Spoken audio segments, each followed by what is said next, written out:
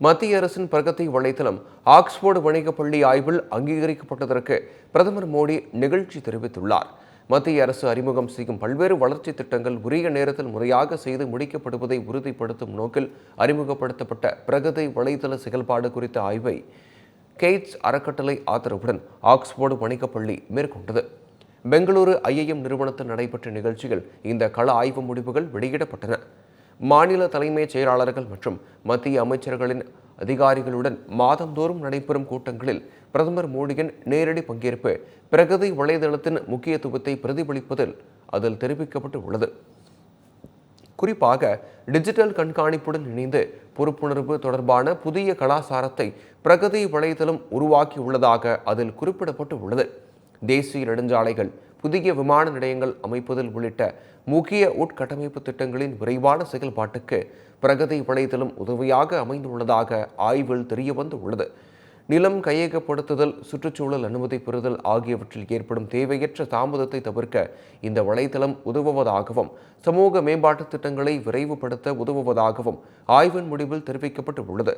மக்களின் குறைகள் மீது அரசு நடவடிக்கை எடுக்கும் கால அளவு 32 நாட்களில் இருந்து 20 நாட்களாக குறையும் இந்த வலைதளம் உதவுவதாகவும் ஆய்வு முடிவில் தெரிவிக்கப்பட்டு உள்ளது.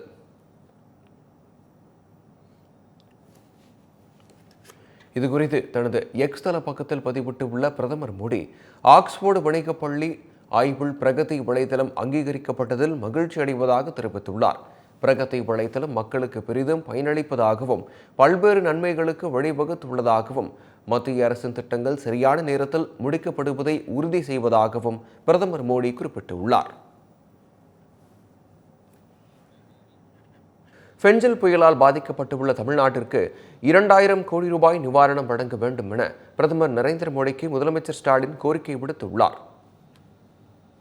இது தொடர்பாக பிரதமர் மோடிக்கு அவர் எழுதிய கடிதத்தில் தமிழ்நாட்டின் 14 மாவட்டங்களை இதுவரை கண்டிராத அளவில் ஃபெஞ்சல் புயல் சூறையாடி உள்ளதாக குறிப்பிட்டுள்ளார்.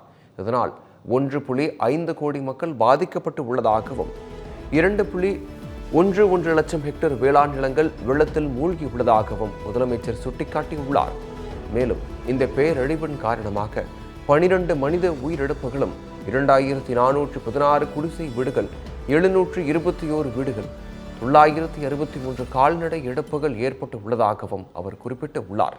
அத்துடன் தமிழ்நாட்டில் புயல் வெள்ளத்தால் ஏற்பட்டுள்ள சேதங்கள் குறித்து விசாரணை மதிப்பீட்டை மேற்கொள்ள மத்திய குழுவை விரைவில் அனுப்ப வேண்டும் என்றும், வெள்ள பாதிப்புகளை சரி செய்ய தேசிய பேரிடர் மேலாண்மை நிதியிலிருந்து 2000 கோடி நிதியை மத்திய அரசு விடுவிக்க வேண்டும் எனவும் முதலமைச்சர் மு.க. ஸ்டாலின் வேண்டுகோள் விடுத்துள்ளார்.